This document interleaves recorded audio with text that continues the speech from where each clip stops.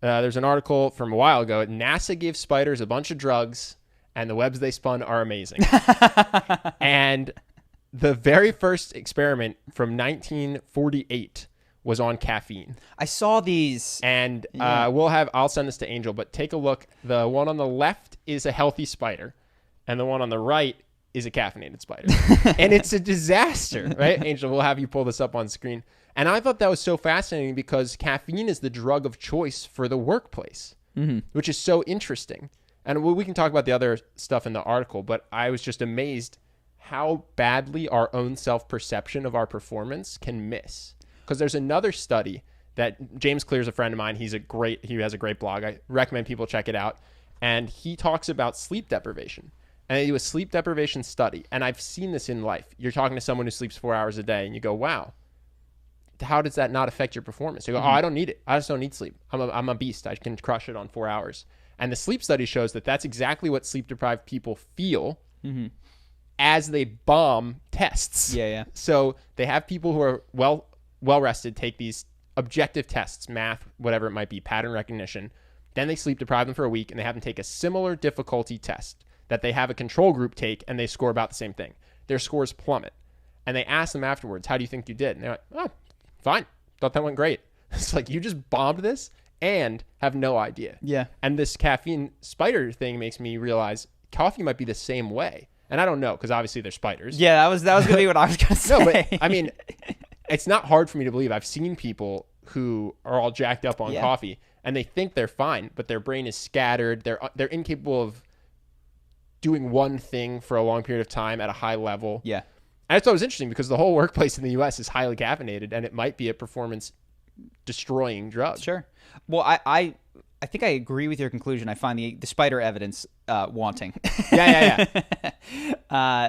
And for the reason that ketamine in a horse versus ketamine in a human. The sleep study was done on humans. Yes. It wasn't done on mice. But to your point of caffeine potentially hurting performance, I think that's very possible. Except for athletic performance. Especially, well, whether it does or doesn't, I think what you can probably fairly easily guess is that a limited amount of sleep plus caffeine in order to make up for it is not as good as just getting the same night's sleep, or like 8 hours of sleep to be well rested. Especially not long term. And you might be able to pull it off for a week. I actually bumped into a guy. It's funny you say this. The other day, he was saying, "Oh man, I was up late doing this thing last night, but I just got my first coffee and here we go." And perhaps the ability to rely on coffee, to know that okay, in the morning, I can get coffee and I can make it through my day, hurts people because if they didn't have that option, they go, "Oh, well, it's time to go to bed, and I don't have a backup plan. My backup plan is be miserable at work tomorrow." Yeah. By the way, I'm not here to point fingers. I'm literally running on espresso as we speak. And I knew I was going to bring this up on the podcast.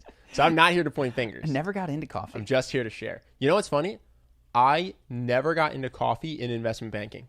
Weirdly enough, I was sleeping from 4 a.m. to 8 a.m. every day and just going, I'm not going to do caffeine. Yeah. I have no idea when I had my first coffee. Probably in Brazil because I lived in Costa Rica. Everyone there, we all moved to Brazil, and Henry would go down every day, and I bet you did the same. I do purposely not have it every day because a very good friend of mine in college was a caffeine addict. Yeah. And he would fill a 7-Up Slurpee-sized thing with coffee, basically. It's absolutely insane. It's like, what is this? This is 16 ounces. Probably 32 ounces of coffee. Oh, my God. Every morning. And that was how he operated. And then when I was working in private equity, a friend of mine would do 4 or 5 Red Bulls a day, every day.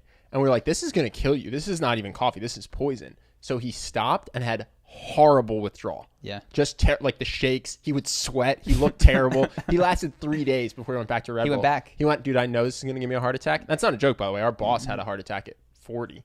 He's like, I know this is going to give me a heart attack, and I'm only 23 years old, but I cannot function without it. So even though I do now drink coffee, I make sure like 2 or 3 times a week because I'm terrified of becoming a caffeine addict. Yeah. Well, dude, so it's an interesting segue because this book has a quote that it asks the price of what you get, right? So this guy is an investment banker. He's making a lot of money.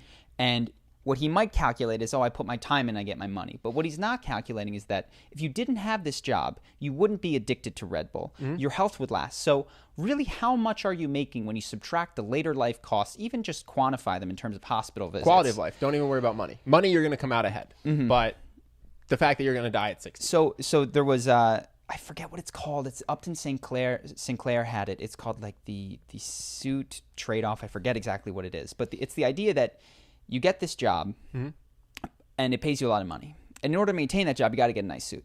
Yeah. In order to, you got to get that suit tailored, and then you got to get the nice haircut, and then you got to get the nice shoes. And by the time you subtract what you have to put into that job, you're not out as far ahead as you thought you were. So this one guy, it's an older book. It was in the 90s.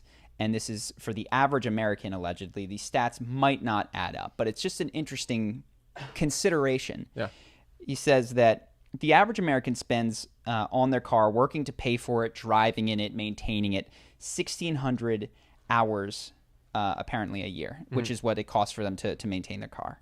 And if you take the miles that they drive and you do the division, that averages out to a speed, if they were just to, instead of working on it, walk, bike, etc., they're moving at about 5 miles an hour.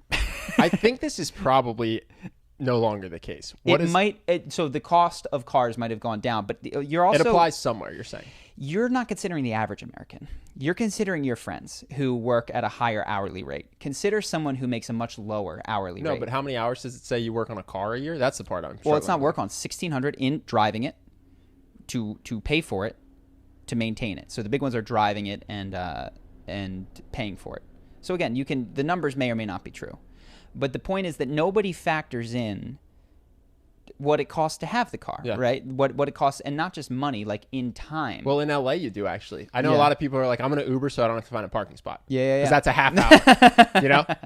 LA parking completely changes the calculus. People really do. Yeah. They go, all right, are you going to drive or are you going to Uber? I'm going to Uber because I don't want to spend 20 minutes trying to find a parking spot. Yeah. So that math, people are smart enough to get into. And that particular math might not be true then or any longer now, but the question of what does your work take from you, and we often don't add it up or do the division and see, man, if I just didn't want to have a BMW, I could cut 3 days a week off of my job. You and I, let's make. I think people might find this interesting. You and I just had this conversation, right? Because you're more of a truth-seeking, enlightened person. I'm a little bit more of a hedonist. A little bit.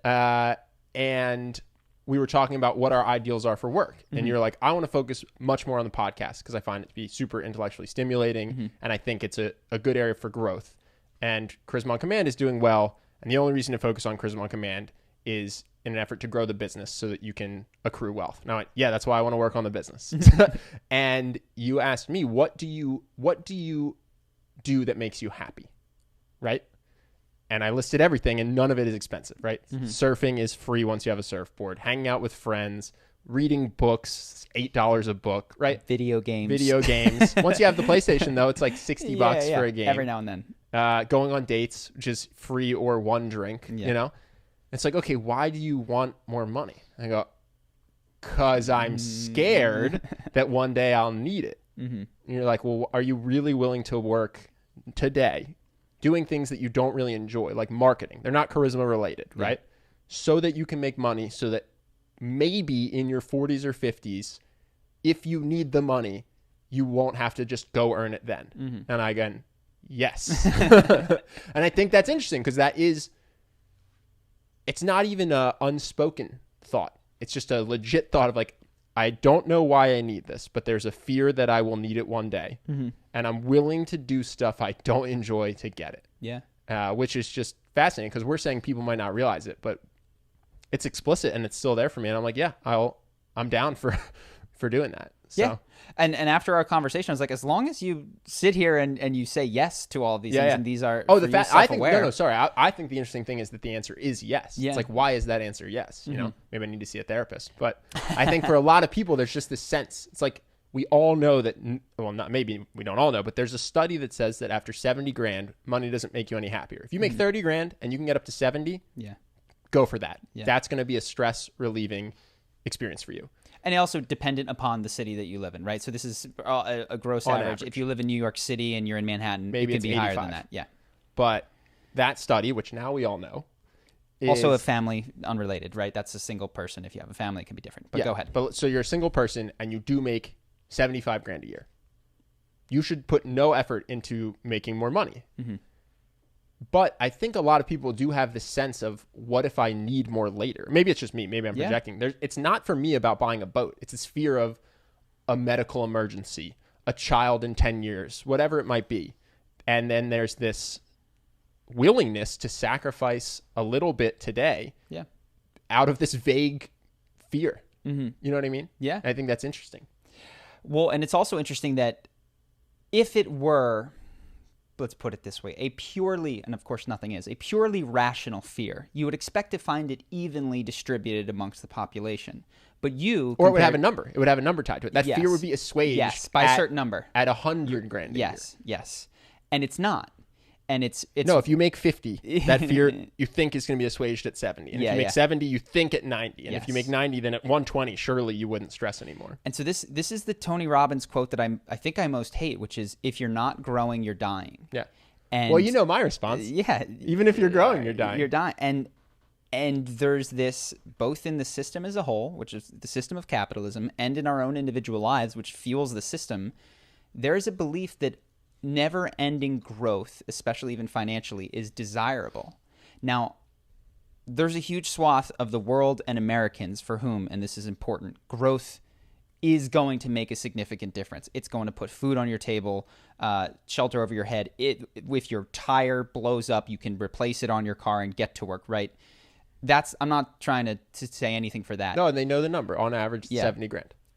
But yeah, once you get beyond that on a per person thing, depending on your city, I don't see the growth impetus slow. And if anything, I see it speed up relative, because the numbers, once you have a certain amount of money and you've learned how to run a business, it can become even easier to grow it by 10%, 15%, 20%. And it doesn't go away. Mm-hmm. It never goes away. And I think often that what's something that just grows. It's not people. Can you imagine if your height just grew forever? Yeah. You would die. The only thing that grows uninhibited is cancer. And then it doesn't. That's and then the thing. It kills you. Cancer looks like Ninja. It grows a lot, but then you die, and then the cancer has to die because it runs out of food. Ninja's Twitch stream and cancer have the same growth trajectory. And yeah, I don't know why people, and I would like to talk to Tony, and he might say, well, I don't mean financially, I might mean in some aspect of your life.